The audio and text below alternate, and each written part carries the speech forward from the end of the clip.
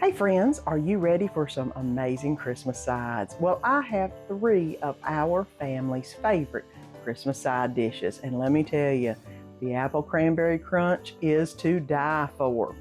So, if this is your first time joining in, my name is Susan, and welcome. And this is the 3rd video in the Christmas Goodies series. I will link that playlist down below so you can make sure you don't miss any of the amazing food. So let me get my ponytail up and let's get to making some amazing food, because you know there's going to be some good cooking going on. And let's make Paula Deen's corn casserole. What you need is some sour cream, some whole kernel corn, cheddar cheese, Jiffy muffin mix, creamed corn, and a stick of butter melted. That's it. So let's go ahead and get all this together so we can get it in the oven. And I'm going to go ahead and add in the wetter ingredients first. That way I can get those all incorporated. First thing is the 8 ounces of sour cream going in. The can of creamed corn is going in next. Whole kernel corn is going in next. I'm going to go ahead and add the cheese in and the melted butter.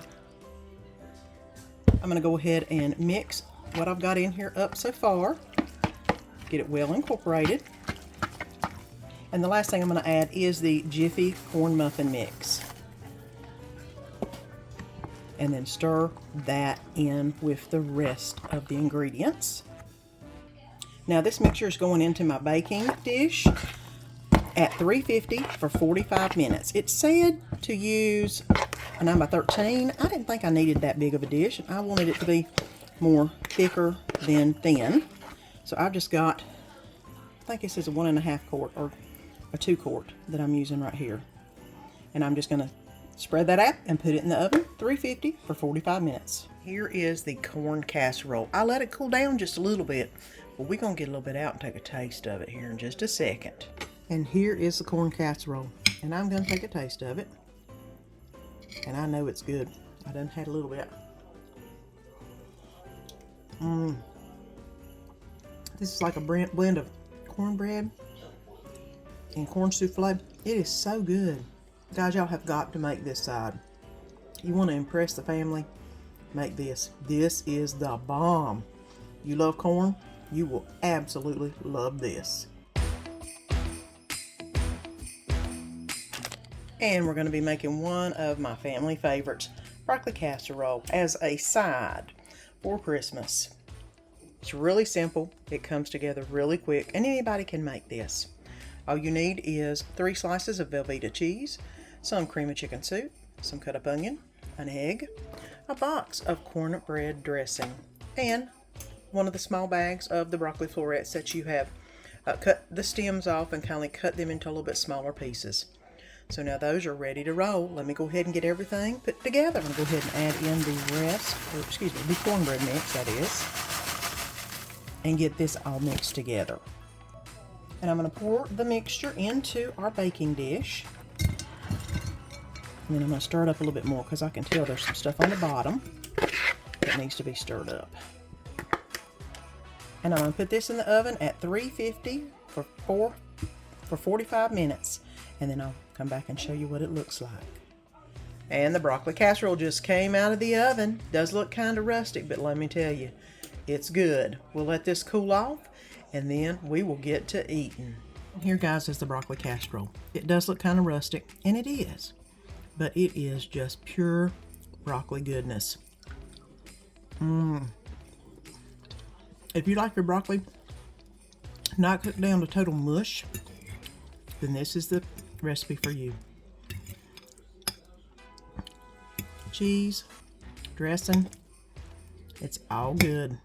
And it's in a casserole form, so you know it's time to eat. And today we're going to be making some Cranberry Apple Crunch. I've got some apples I'm going to peel and cut up, some cinnamon sugar, I've got my apple pie spice instead of the spices it's calling for, because that's what I usually do. A little bit of salt, some chopped pecans, some cranberries, all-purpose flour, brown sugar, old-fashioned oats, and some butter. Doesn't call for too many items, but it sounds really good. So let's get to making some Cranberry Apple Crunch. And let's get to making the filling. We're going to put in 3 cups of chopped tart apples. I actually used Honeycrisp instead of the tart because I don't like the tart ones. This is 2 cups of cranberries. There they are. Then I'm going to use 1 cup of sugar and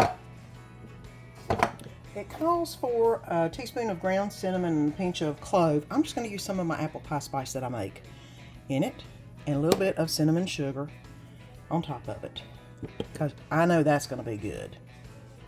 I'm going to mix this together. As you can see, the sugar coats all of the fruit.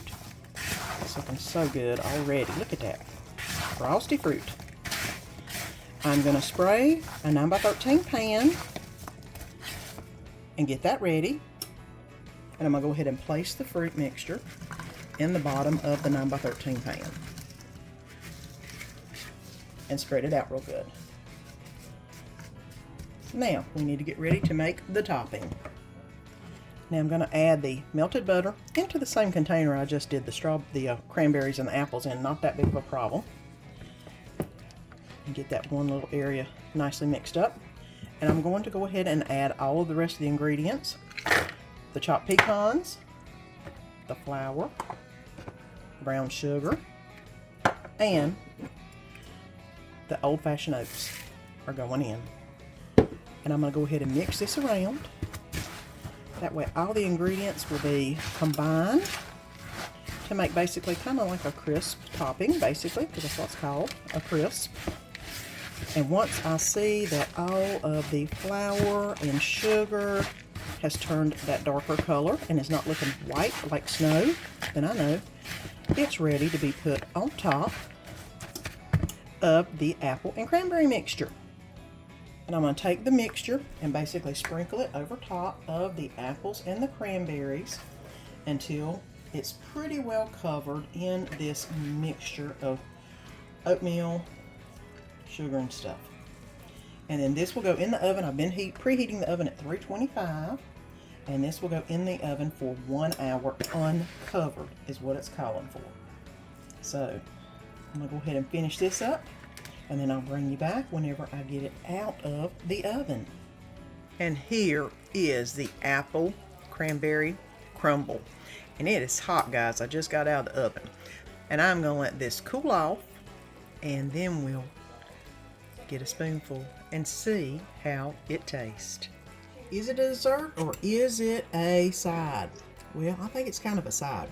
You know, cranberries that you have usually, this is an excellent substitution for just cranberries. Cranberries and apples, oh, so good. And trust me, if you don't like cranberries, you will love this. It is so amazing, guys. Y'all have got to make it. You won't believe how good this is. It is amazing. Oh, those side dishes. Easy, but so good. I tell you what, you need to make them for your family. They will not be disappointed. And if you haven't already subscribed, press that button down below and subscribe so you don't miss any of the fun. And if you like this video, you'll love this video right here. And until next time, see you then.